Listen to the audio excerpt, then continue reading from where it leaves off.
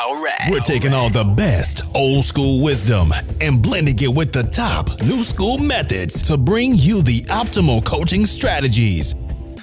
This is the 80-20 Baseball Podcast with Coach Bo.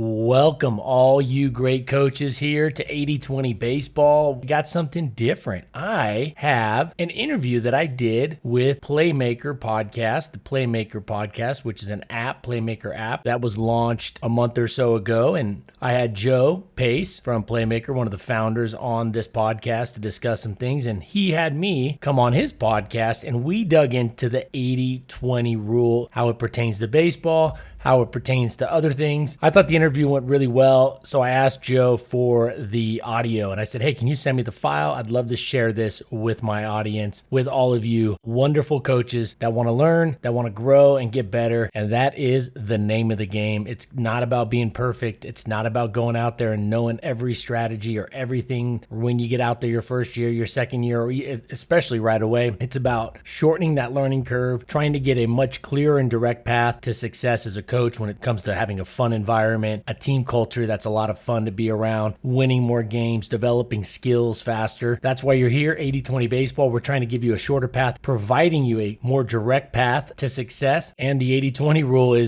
embodies that to the fullest. So I'm going to play that interview that I did with Joe Pace, the founder over at Playmaker. Before I do that, I'd like to share out that the Drill Design Guide 2.0 is available. It is ready to go. Go to the website 8020baseball.com. The fully updated 80-20 Baseball Drill Design Guide is there. If you haven't already got it, you got to get it. It's a no-brainer. It's free. Just go there. You'll get it sent to you right away. I've set the website up so it sends it to you immediately. There's no wait. You have it right there. And after you read that, you will have a crystal clear understanding of how to design a drill anytime, anywhere. If you already downloaded it or if you already received it from me, I know a lot of you have, go over there and you can get it right now. The updated version, I've added to it. I've cleaned it up. It's definitely worth your time, in my opinion, to read it a second time. It's not super long. You could probably read it in about 30 minutes, 20 to 30 minutes, and have a much clearer understanding of exactly what a drill needs to be a successful drill. The 8 steps to creating a perfect drill, or the 8 parts to a perfect or optimal drill. Now, are you ever going to have an optimal drill or a perfect drill? Yeah, it's hard to say, but can you get something really good, better than most drills, better than almost everything that your competitors or other people around in your league are probably doing? Absolutely. And I've broke it down. I reverse engineered the drill and what all great drills have. What are all the commonalities? And I broke it down into the 8 parts. Now, does each drill have to have all 8 parts at the same time? No, but if you can do that, great. But what you can at least do are start to take a few of those ingredients, a few of those components, a few of those parts that I provide, that I outline for you, and start to put those in to just get a lot better with those drills that you are setting up and running at your practices. So go over to 8020baseball.com. It'll be right there at the top. I've had about half a dozen people just get it in the last few days alone. Get over there, get that. And next week, I am going to break down some post-game, post-pitching, post-game arm care, a simple strategy to do with your players, with your kit after a game, to optimize or to improve the recovery period. And we'll get into that next week. And now for my interview with Joe Pace.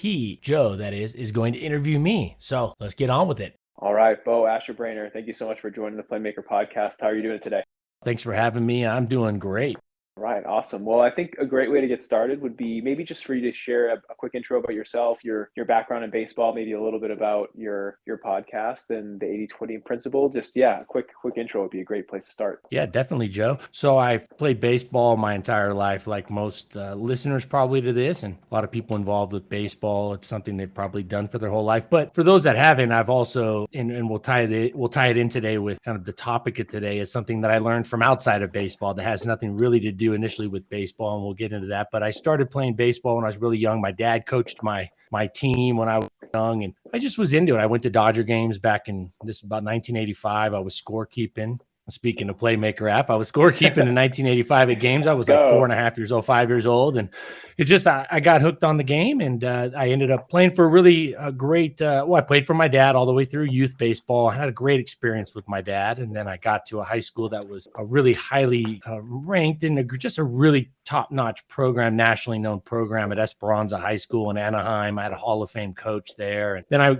got a scholarship. I got drafted out of high school by the Tampa Bay. At the time, it was the Devil Rays. Now it's the Tampa Bay Rays. And I didn't sign with them. I went to college. I went to Long Beach State. That was just a blessing to be able to play there. I played 4 years at Long Beach State, so I was really immersed in it. Played with tons of guys that played in the major leagues, much less professionally. I got drafted after the Dirtbags. Yep. Yeah. It's a well-known brand. And I really enjoyed my time there. And I got drafted in the 8th round after my senior year, and by the Cleveland at the time, it was the Cleveland Indians. Both teams that drafted me have changed their names now, so I don't know. In 30 years, I'm going to be telling this story. They're like, "Is that really a team? Did you really get drafted? Or are you making these names up?" Yeah. So I got drafted by the Cleveland and went and played 3 parts of 3 seasons, and my arm just kind of gave out. I think my elbow, I played football, I played basketball. I was always playing sports. And I know you're a kind of a Northeast guy. You know, I was in hockey. That was roller hockey for us. But I mean, I was always out just, landing on my elbow, playing football, getting my elbow crushed, and then pitching and, trying to stay strong for all the sports and stuff. And my elbow just eventually, by the time I was about 25, it was shot.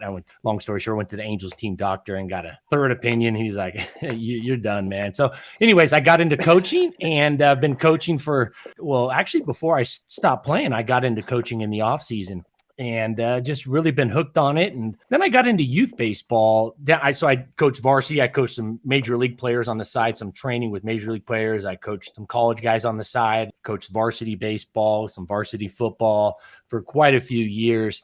And towards let's say the last 5 years or so, 6 years ago, I started looking into youth baseball because I saw that I thought there was just a really big need to help some teams. And I just looked around the community, the coaching community, the youth baseball community, and it hadn't changed much. Hadn't improved a whole lot. I was fortunate to have my dad as a coach, but I just saw a lot of really smart dads and moms out there trying to do their best. I saw some, there's some issues with some coaches, but for the most part, I saw a lot of great people out there trying to help and use this vehicle baseball to help kids and have fun and get them prepared for life through sports, and maybe give them an opportunity to play at a higher level. And I just saw a big need for just some information in a quick way. And I know we've talked about this, you and I, Joe, about, with Playmaker and my, 80/20 baseballs, 8020baseball.com is the idea that youth baseball and being a good coach, and it's something we all have most of us, youth baseball people involved have day jobs. They're busy with other things. They're not college coaches. They're not varsity coaches who have they're not professional coaches that have a lot of time. I sat back and I said, how can I help the youth baseball community? I think it's very underserved. They're not a lot of notoriety that comes with coaching youth baseball. Most coaches want to coach the pros and say they coach this guy and that guy. And I thought, well, I really want to help those that really need it. And there's so many more youth coaches and youth teams and youth players by far than any professional or college level teams and athletes. So I thought, well, how do we get into this? And that's kind of where I got to where I'm at now, is kind of like, how do we help serve the youth baseball community? So, yeah. Love that. And you touched on it a little bit in that 80/20 concept. Let's just dig into it. So as it applies to baseball specifically, what does 80/20 mean? The 80/20 principle, as I'm sure a lot of your listeners have heard it before, how much they know about it. I'm still learning little things about it as I go. I came across it about 10 years ago, heard it on a podcast, believe it or not. It must have been about 8 years ago. And I started digging into it, and it was the author, Richard Koch, of the 80/20 principle book. Richard Koch, spelled Koch. Anyways, I listened to his interview, and I thought that I kept hearing this over and over again. And I'm big on I'm a big fan of picking up patterns of successful people and kind of looking for, success leaves clues, but I like to look for the commonalities of those successful people. And I kept hearing this 80/20 principle. I heard it everywhere, and I heard it from all different areas of life, all different businesses, all different people. I heard it a few from some coaches. And so I go, what am I going to learn more? So I just really dug in and learned more about this 80-20 principle. And essentially, there was an Italian economist, Vilfredo Pareto, back in like the late 1800s, early 1900s. And he was looking at his farm, and he was growing like, I think it was like peas. And he noticed that like 20% of his seeds would yield 80% of his crop. And so he started looking into it more, and he's like an economist, but also into other things. And he started looking into it more, and he started seeing this everywhere, kind of like in every part of life, like this 80. And he is very clear. And I think I'm always clear with my listeners and people that I come in contact with that ask me about the 80-20 is like, it's not an exact ratio, right, Joe? It's not exactly 20% of your inputs are going to yield 80% of your output. But it is a kind of a rough idea. It's a paradigm more than anything. And so I looked at it with youth baseball, and I go, geez, I go to these baseball practices, and I see coaches trying to coach 7 things in one practice. And some of these plays that they're coaching up were things that don't happen very often. And they're things that might happen twice a year, and probably, almost no chance of impacting the outcome of the season or anything like that. And I thought, geez, they're allocating an equal amount of time to that as they are to batting practice or pitching, teaching their pitchers how to throw strikes. So I saw that there was a need to kind of get that message out there that it's important to focus on the big needle movers, as I like to call them, before we get into the smaller things. And so that's kind of where the 80-20 principle kind of plays out in baseball. When you go out there as a youth coach, or you go out there as even any level coach, are you allocating your time appropriately? Because hitting and pitching, that's something that happens every pitch. That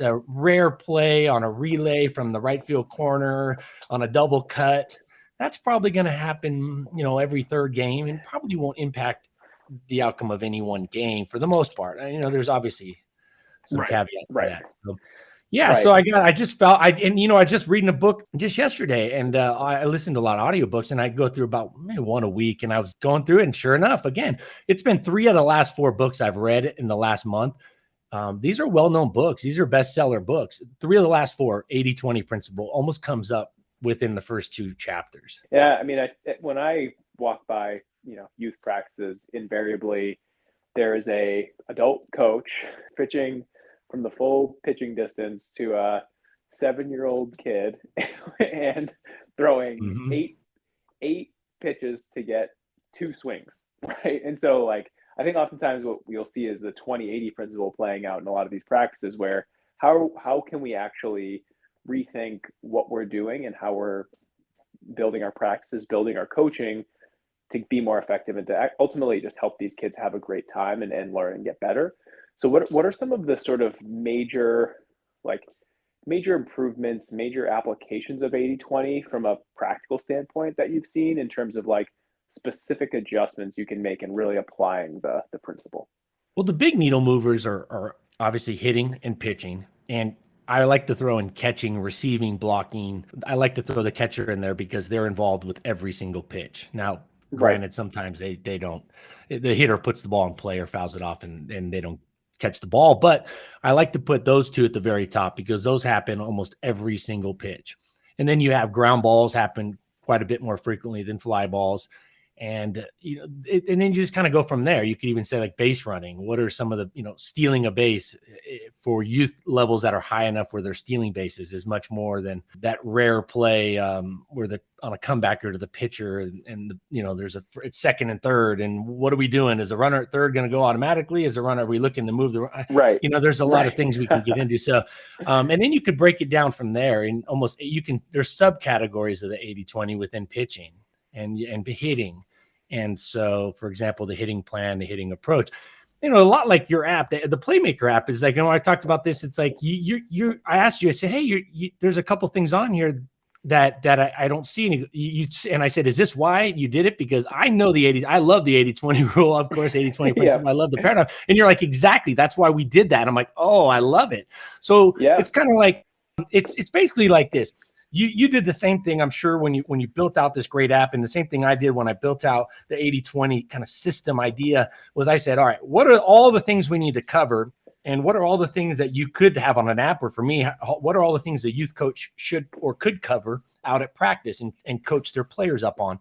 And then I say, okay, well, how much time do we have? Okay. And then I actually rank them. I make a ranking of them. What's most important? I'm sure you did this. I can tell by your app you did this. And then you go, what's most important? What's going to be used the most often? And what's something that not what people always say they want the most or what they think, but really what they use the most. What is something that comes up the most in a game? From a coaching standpoint, it's great to have a great bunt defense, first and third bunt defense that does this with one out. But what really that's cool and it looks great as a coach if you have some trick plays going on. But at the end of the day, if your hitters are going up there 35 times a game and have a terrible approach and 35 at bats, that's going to be a much bigger difference maker. Totally, on the success. totally. So when you think about it, is it more about what you're thinking about in practice, or like specifically with hitting, let's say, right? Of course, hitting is something that you want to focus on more in general, right? So spend more time on hitting than first and third defense. But when it comes to hitting specifically, applying the 80-20 principle to the practice of hitting, like what is an example of maybe not applying the 80-20 principle, and what it would be an example of applying it when it comes to coaching hitting?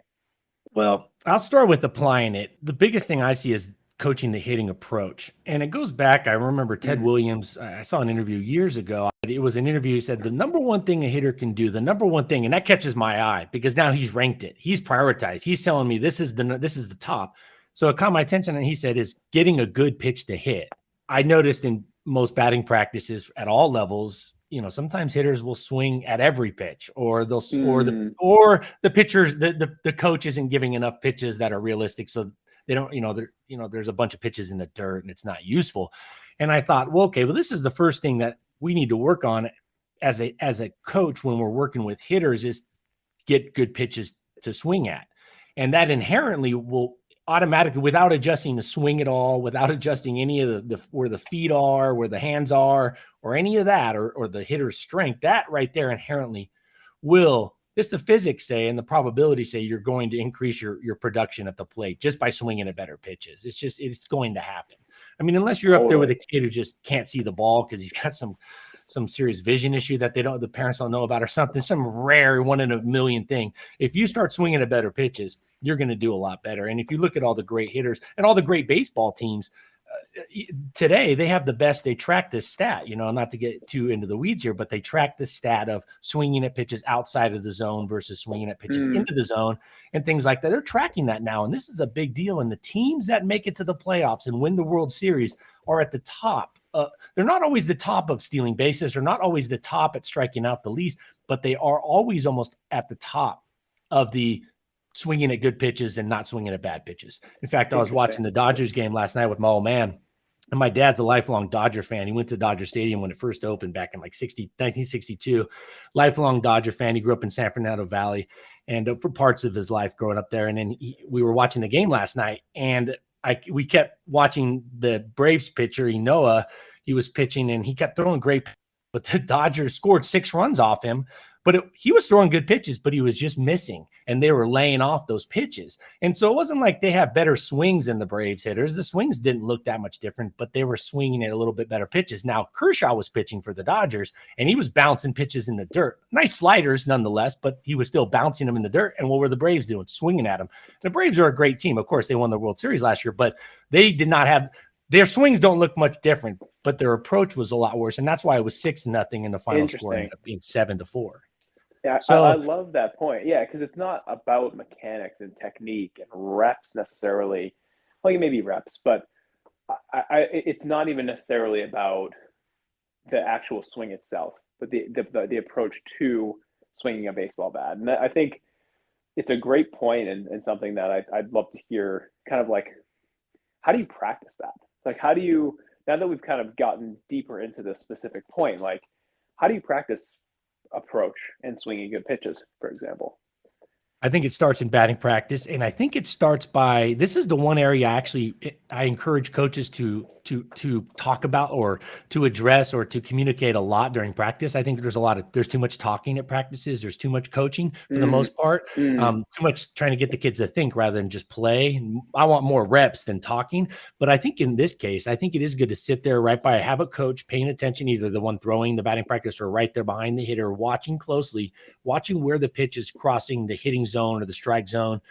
And that's a big one. So giving them feedback so they know right away, like, hey, that's and it's not so much the pitch they crush, because that's apparently, that's going to be apparent that was a good pitch to swing at. They crushed it, but it's the ones they might foul off or something like that. But I also think it starts by every batting practice. This is one of my main tips that I share with, anybody that'll listen, if they want to get their hitters better. Batting practice, and this is the most underutilized, this is probably the difference between how much this can help and how little it gets used. This tip right here to me is gold if you put it in and you use it throughout, the course of a kid's career, and definitely throughout the course of a season. And that is during batting practice. Hitters should always know whether there's less than 2 strikes or if there's 2 strikes when they're hitting in batting practice. Sure, there's no game. There's no hitter, runners on base. There's no outs on the scoreboard. It's batting practice. But even in a batting cage, even off a toss, even off just a soft toss, they should know whether there's less than 2 strikes or 2 strikes, because that dictates what pitches they swing at. I don't think don't confuse kids. Oh, a 2-1 pitch, you're looking for this. 0-1. This is the most overrated thing with youth baseball, and maybe at every level. Baseball, the pitch comes in 0.4 of a second, 0.5 of a second for youth baseball. Sometimes they don't have much time. You don't have time to think and go, oh, what's the count? Oh, 3-1. Oh, so I'm looking in this vector. No, you don't have time. So you have to make it simple. You go less than 2 strikes. So no strikes, 1 strike. And it doesn't matter the balls. It's just strikes, less than 2 strikes. Because if you don't swing at a pitch, it's okay. If you miss a strike, it doesn't matter. If you take a pitch that's a strike, it doesn't matter. You're still up there. With 2 strikes, now you got the strike zone. And not so much protect because they might throw a meatball, but you gotta expand it. So the hitter should always know in batting practice whether there's less than 2 strikes or 2 strikes. And they should know, because those are the 2 types of approaches you can have outside of the, telling a kid to take a pitch. And there are certain opportunities to take a pitch. We don't need to get into that now, but that would be something, because that doesn't really take much coaching up of the kid. They just leave the bat on the shoulder and kind of let the pitch go by. But for the most part, it's always going to be less than 2 strikes or 2 strike approach. And I think that's where you start. So they got to know that, because most batting practice, they just roll the kids out there and it's like, they just pitch. And it's like, how do you expect the kid to have a 2 strike approach or less than 2 strike approach if you're not emphasizing that or clearly separating the 2 in batting practice?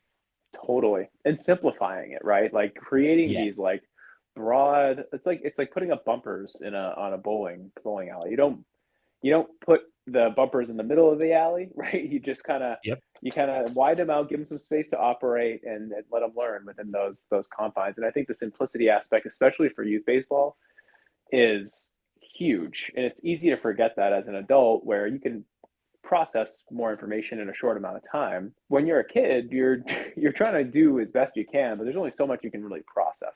And at the end of the day, you're trying to have fun. And the more you're trying to think, the less, like to your point, the less you're actually playing.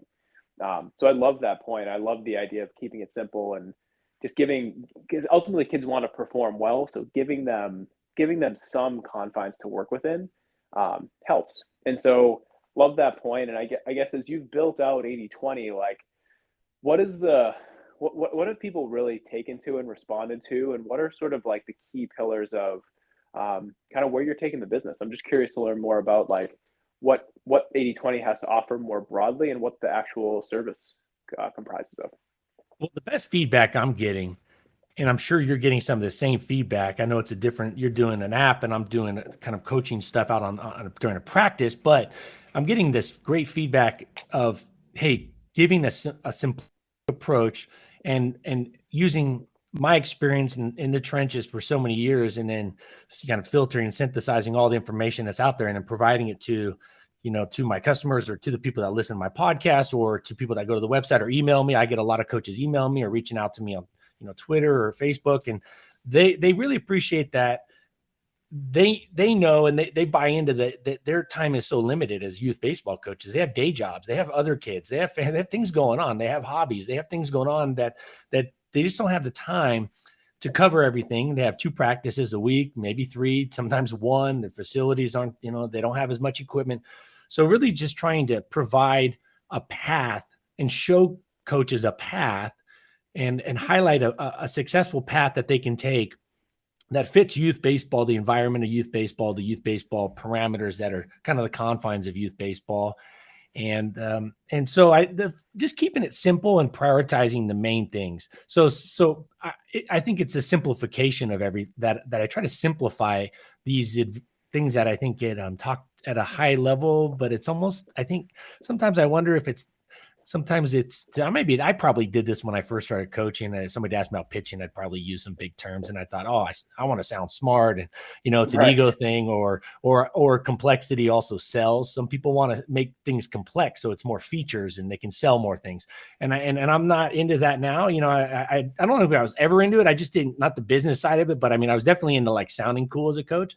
So I would teach all, and I go, you know what, we got to simplify it for these really smart dads and moms who are really bright, just as bright as these college coaches that coach these high levels or these professional coaches. They are across the board. They're just as bright of people in youth baseball coaching, but they don't have the time or the experience or the resources to just get to that, but they want to be good. And so I try to show them a more direct, simple path. It's kind of like Steve Jobs said, he was so proud. He said the thing he's most proud of, or he was most proud of at Apple, were the things they didn't do. He was most proud of the things they didn't go chase, right? And so I think when I talked with you about Playmaker app, you were like, yeah, it's hard to say no to this, but this is what we're doing.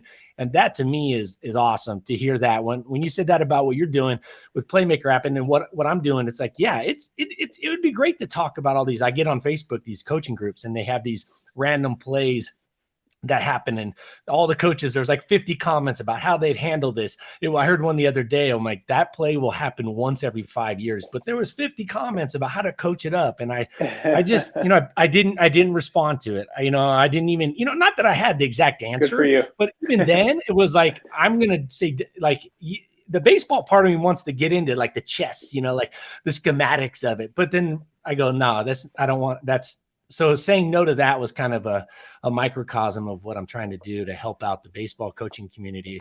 No, it sounds like it. And since we've met, I think the passion is very, very clear that you have for the game and for what you do. And for those who are interested, the conversation that Bo's referring to is on the 80/20 Baseball podcast. So if you want to check that out, maybe check out Bo's podcast. And yeah, I guess like in terms of any closing thoughts, just before we let you go, like any closing remarks for the audience. I think first and foremost, we got to keep in mind what we're doing out there and what our goal is as coaches and parents of youth baseball. It's to have fun. It's to enjoy it and have the kids enjoy it and have fun, but also use it as a vehicle to prepare them for life. So we can get into like some of that. I talk to my listeners a lot and people that email me. We talk about preparing kids for life using this awesome thing called baseball, this awesome thing called youth sports. These things, this is a great vehicle to prepare. There's failure, teamwork, coachability, delayed gratification, going out and grinding, but only getting, you get 1 home run or 3 home runs or 4 home runs, maybe if you're lucky in a youth baseball season, or 5 if you're really good. And you're out there behind in the batting cage, hitting, getting blisters. It's like, yeah, but there's no gratification, there's no success, or there's no recognition for what you're doing behind the scenes. But that's how life is, so I think it's important that we use baseball and youth baseball and use it as really what it's meant. It's not about wins and losses. Those will be a byproduct of what you and I are talking about here. Of course, it's not mutually exclusive. But if we focus on building better human beings and having more fun out there, and that's when I asked you said about the Playmaker, about your app, I go, so your goal is really to not take away from the experience. You want an app that can do what you need to do, that covers the things you need to cover and get the stats and share the information in the stats and what's going on during the game. But also enjoy the experience. And I kid you not, I had to share this with you. And I know we might be going a little long here, but this is good for everybody. Yeah. I was talking to my sister-in-law and my wife. We had on the FaceTime the other day, and her son is playing baseball. He's a big baseball fan. They live out in Colorado, and big baseball fan. He loves Fernando Tatis, and he's all into it. And she's scorekeeping. So she's scorekeeping, but she's she was using the paper thing in her book, and she goes, and I overheard her say this to my wife. She goes, hey, you know what? I don't like doing it every game because I end up missing a lot of the game with the balls and the strikes. And I'm like, oh my gosh, I literally I walked over like, hey, you got to get the Playmaker app. And I'm not plugging. This is a true story. This literally happened this was Sunday. So what's a couple days ago, like this literally happened. She literally is trying to find a way because my brother-in-law, her husband he's the coach. He's like the manager. So she gets kind of, I guess how somehow she got saddled with the scorekeeping job or whatever. And I'm like, no, it's not only just divvying it up amongst all the parents to maybe do it, but also you don't need to keep track of, the balls and strikes so much. That's not the 80, that's not following that 80-20 rule. So anyways, I had to share that. Oh my God. No, it's like the exact scenario we're building for. It's like, you want to keep score, but you don't want to keep score only. It's like, you're doing it as a means to an end, not to do it in and of itself. So no, I love that, and having seen too many coaches with our app specifically back when we were testing it, just struggling and banging their head against the wall trying to figure out what the count was. It was just like became so blatantly obvious. So there's so many things like that within my space, within the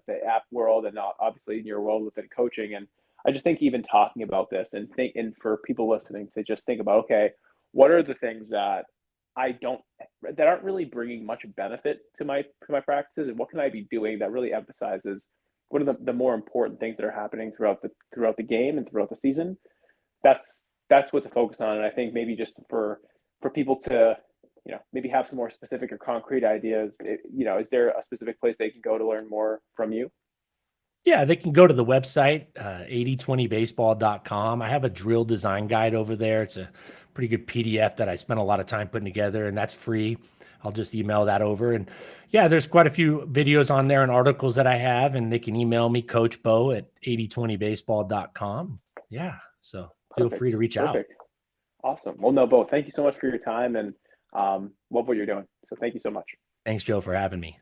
All right, that wraps up the interview. I'll tell you what, I really like what they're doing over there at Playmaker Baseball /softball with that app. I really do. Had a good time with Joe, and I really like what they're all about. I hope you all enjoyed it, and I'm looking forward to being back next week with all of you next Tuesday when our weekly episode comes out. And until then, if you show up here each week, you will go out there more prepared, more confident each time you go out to the field. And there's nothing better than going out to the field confident and knowing that what you know will work. Then from there, sure, it takes time to get the players to buy in and to get things rolling, to get everything rolling downhill fast and going well. But at least going out there confident, knowing you know how to coach up all the big needle movers, how to make your team, your players better all around, better team culture, better environment, more wins on the scoreboard, better skill development, so on and so forth. I can't wait to be back here next week. I'm going to share out a few tips on post-game pitching recovery, and we're going to cover another hot topic. Can't wait to be here. See you next Tuesday. Take care of yourselves. Take care of your health. Take care of those families. I know you are. Take care of your families, your close friends. Take care of the baseball community by doing what you're doing, showing up here to learn. Now take it out there, put it into action, take it to the field. Take it to the field and use it. This world's full of theory. It's full of talk. We need action and more action. Get out there, test it out, try it out. Get it to fit, and you're going to get better and better. I know this stuff that I'm teaching you works. Now it's about getting out there and using it so you can perfect it in your own style. All right, until next week, adios. This has been the 80-20 Baseball Masterclass. Take it to the field.